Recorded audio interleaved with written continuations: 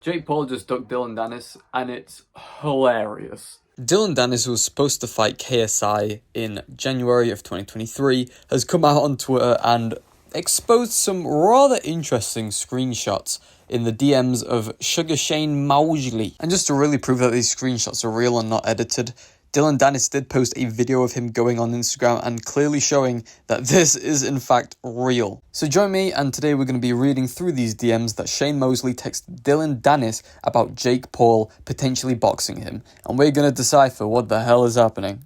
The first one reads, "Doubt Jake will make the fight with you if he knows your knee is good though, so keep it on the low. If you're really trying to make that fight, definitely wouldn't let it be known you talking to me about possibly training or tips. He definitely ain't signing up to fight you then."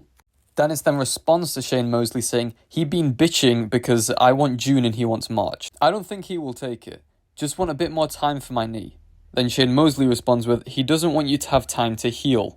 This message basically says that Jake Paul did not want to fight Dylan Dennis at full health. He wanted to make sure Dennis was handicapped for the fight with him, back when they were discussing negotiations for a Dylan Dennis fight around the time Ben Askren was in the picture as well. Dennis on his Twitter then posts one single text bubble from Shane Mosley that just reads, "If it was me, knowing how Jay works," meaning Jake, "best thing to do is leak fake info about your knee is a shot for good and you won't be in shape to fight for March or June." He and his team would love to fight a crippled fighter, but it has to be leaked the right way so they believe it. That would be my thought.